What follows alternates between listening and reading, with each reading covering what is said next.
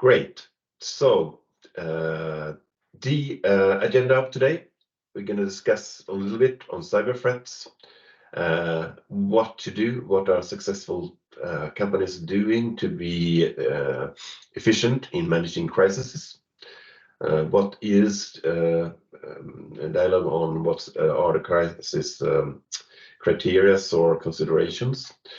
And of course, Actensa has an idea on how we can help you as a client to be better off should you be offset to a crisis. And in the end, I'm gonna make a bit of a push for things that you can do on your own with no external costs. So I hope that you are able to join me into this situation. You are now the CIO of a company. This is your Friday morning. It's in December. It's been a hectic autumn. It's been a lot of things to do. For instance, you have just changed your IT outsourcing partner. And it's been success. It's been hard work, but you have been able to complete in due time, which everybody has been in this kind of journeys does not happen all that often. Of course, work has become set priorities. Yeah, a little bit behind in your Christmas preparations. Black Week just happened and passed. You had no chance to do any shopping. But today, this Friday, it will all happen. Now, this is your time. Your time, you are at home. There is an article in the leading Swedish business press, Dagens Industri. A cover story on cyber threats. Interesting. You start to read about it, pick up a number of facts. Okay, seems that ransomware as an isolated thing is assumed to be on a revenue basis of 10 billion Swedish krona, meaning this is the income of the criminals, 10 billion Swedish krona. Substantial. And lifting it up a bit, we also learned that, okay, cybercrime as a phenomenon are assumed to be the third biggest BNP in the world. And now we're comparing against countries. US, of course, number one, China, number two. But cybercrime is actually on number three.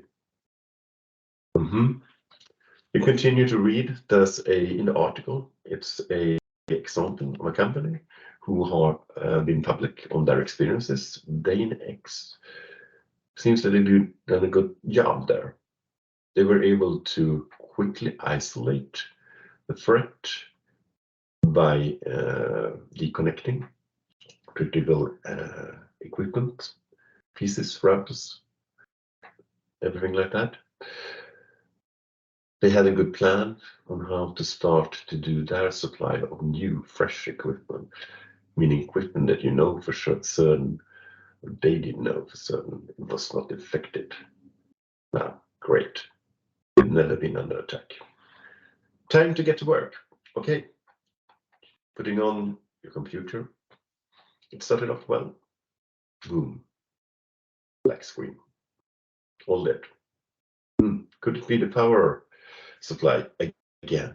That got their feet. It's a pity that the school and the kids have the same type of power supply. No, it's there actually. Everything seems to be okay. Did you forget to load it? No, not really. Second device, of course, the phone. This morning, as you intended to have your time of your own and not disturb your family, it was on mute. No, okay, what can we do now? Seems to be a lot of calls that you had not picked up. Text messages, even from the company CEO. Okay, something is going on. Now, good thing that you do have your work mail on the phone as well. Interesting mail there in top of the list. Sent as urgent to all employees. we are offset of cyber attack. This is what you should do. You didn't really remember that this was the way that you had decided to go out on a broader base, but okay, somebody has just maybe picked up the ball and done something. There's a link, and you press the link, and boom, the phone is dead. Okay, what are you going to do now? What are you going to do? How can you start getting your crisis team working? So, with this introduction, what is the research? What's experience showing that successful companies are doing in a crisis situation? First of all, they do have a plan. They have tested it. They have done it from the different angles. It's not just about technology, of course, important. They know how to use the technology. They have redundancy built up. They have implemented detection systems. They're able to get logs either created by their systems or from a sourcing partner. They have communication in place. Your example, the mail, potentially not the best thing to do. Maybe there are better routes. Text message could potentially be better, because then for sure you can see that it's sent from your company. But not only communication internally. If you're upset for this kind of crisis situation, you need to start communication with your most important clients, whoever they might be. Should you in business situation? Well, fewer, but still very important. Business to consumer, of course, you need to have a different setup, but still you need to start communicating. This has now happened. This is our first steps. We will keep you posted on this channel XYZ. Could it be social media? Could it be text message? Whatever. Now, in this kind of situation, you're going to need a very well trained and skilled team. The recovery team, they need to have their time freed to work with recovery, meaning you need to divide between communication. That's important. That's going to be handled by a separate team, preferably by the ones that usually would hold that kind of dialogue. Managers, all type of media related personnel, internal communication. But the recovery team, they need to be freed and to have the time to work with the identification. And then, as in the Danish case, quickly start to isolate the damage so that it will not spread all over your company and potentially even hurt your clients. Okay, so what does this Ingmar Stenmark's quote has to do with it? Well, if you are in a sport where success and failure is measured in 100 of seconds, you know how fragile it is being successful or a failure. And his quote here says that, okay, I mean, it's not about luck when you are successful. The more you practice, the better off the results you get. The luckier I get, as Ingmar Stenmark is saying in this quote. Okay, in a crisis situation, what is your biggest enemy? I would say it's time, because the longer it gets before you have isolated the incident, knowing how it's affecting yourself, potential partners, being clients and vendors, the time is really key there. But also that you need to be quick in declaring what kind of situation you are in. I mean, this is potentially not an incident. It's something far more damaging to a company. It's something that you have not prepared for. So by that, you need to have the criteria agreed and set before you run into this situation. And of course, as said, the crisis team, you need to have the resources and technology available. Okay, so this curves, what does they tell you? Right. I mean, there's a perception that you will be able to recover within minutes and hours. From a business perspective, that's most likely not true. There are, of course, companies that have this kind of well-built robustness into everything, processes, technology, and so forth. But the general term is that, okay, it will be in some sort of IT support back in some 20 days. Think about that number, 20 days in average. And fully back, it could be potentially 3/4. Now assume that you are a listed company and you need to have that dialogue with your stakeholders, being shareholders, being clients again, that you have lost actually potentially half of your revenue and it's dried out on this cyber attack. Of course, it gets a lot of cost, but you also lose trust. And you can just imagine how long time it would take you to regain trust once lost. So time is the biggest enemy in case of a crisis. You need to act quickly. You need to understand the magnitude of the incident, the crisis situation, and you need to start engaging the right team, the right technical resources as soon as possible. Okay, so how can Actensa help? Now, assume, going back to that first initial scene, you're still the CIO. Now, you had actually done a crisis simulation with Actensa. And you had, based on that one, realized that, okay, in this situation, I don't have access to my laptop. I don't have access to my phone. Now, we do have an emergency conference number that everybody in the crisis team are to dial into. Great. That's the first way of start to share the information, start to mobilize the teams. Okay, how should it be done? Well, then again, based on the finding we done with the workshop, you realized now everybody in the crisis team gonna need a plan. They're gonna need a plan, and how can you ensure that they have it? Well, it needs to be available wherever you are. So in this case, you are at home, hence you're gonna need it on a USB stick. Of course, encrypted, but still, you're gonna need a plan.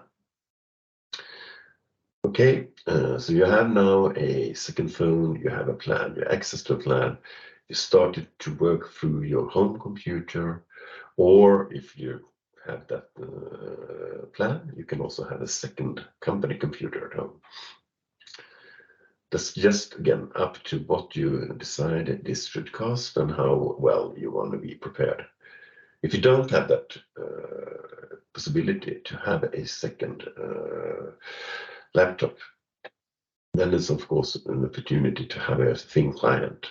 And by that, you can log on to a safe zone, a zone that is not in any sense connected with your production environment, where you have your SharePoint and then again the plan.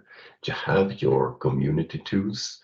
You can start the teams can chat with each other, the teams can get on the video calls, and you are then in a very, very good position to start do the checks to identify the magnitude of the crisis and what everybody would know what they need to do.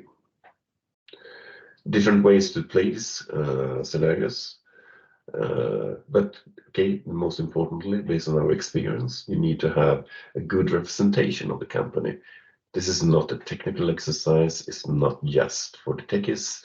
It needs to be managers involved because they are typically in the crisis teams, and you need to have good representation for the business to quickly identify, okay, what is a good way of driving communication? For instance, what do our clients expect? How often do they expect to get something? I mean, it's better to say, okay, we are still working on it, than silence. Silence and no information start to drive speculations. And that's what we really, really want to avoid as much as possible. It could be different type of simulations. I started off this webinar with a scenario. That's one way of doing it. But you could, of course, have a more technical focus where you actually do reuse your backups, you do your restore, and you start the systems with that set of data. Another way could be that we would have an expert panel, people that have been this kind of exercises before. Someone like this DNAX, the Danish company, who have experienced this. I mean, it's a good way to give you a better understanding what you expect. I mean, time is for everybody critical, and we do under stress. You will see a lot of things that start to happen, which could be avoided in case you have a strong leadership, you have a strong drive on what everybody should do. Group discussions is great because it can facilitate this dialogue that you do. I mean, there's a lot of knowledge. What are our weaknesses? What are our experience? Not maybe from a disaster perspective, but still incidents. And of course, everything like this needs to be documented. It needs to be turned into recommendations. Like I started off, okay, what's the first thing to do? Get everybody on a conference call. See how they can start using different type of community tools, chats, video links, and so forth, and having access to that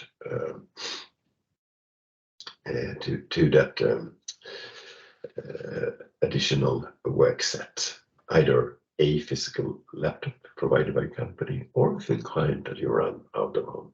Now, then again, based on security requirements, how much you're willing to spend, it's just your level of preparedness that sets the barriers there. So this is what Actensa can do and how Actensa can help you. I started off, there's other buddies that are also in this field. So we have Säkerhets. They are more famously for physical security, but they are now really driving a lot of initiatives to improve the awareness of cybersecurity. They have prepared some self-assessments in which you can assess your current resilience capability. It will help you with a heat map, meaning find where you have the biggest gaps versus best practice. NSB is another body. They have a lot on information security. Now, we talked about a lot of IT security in this dialogue. Information security is, of course, a very important aspect as well. This is more directed to you as an employee. It gives you a basis on how you should act and what you should do in terms of how to select and store passwords, how you should decide on when and what to respond to avoid phishing attack support. And in the end, you will get a certificate as a pass test. It's of course of a bit of a high level. If you're already in this game, you might think that this is a bit too generic and maybe too basic. On the other hand, with this kind of exercises, it's practice and recurring knowledge that builds the higher level, take your company to the next level. So by this, I'm happy that you took your time. You listen in to this webinar. There will be for sure more. This one will be posted on the Actensa company page on our YouTube channel. So I hope you enjoyed the webinar, and if there are any feedback that you would like to share, just reach out to myself. And then again, my name is Ulrik Sturk. I work for Actensa. So thank you so much.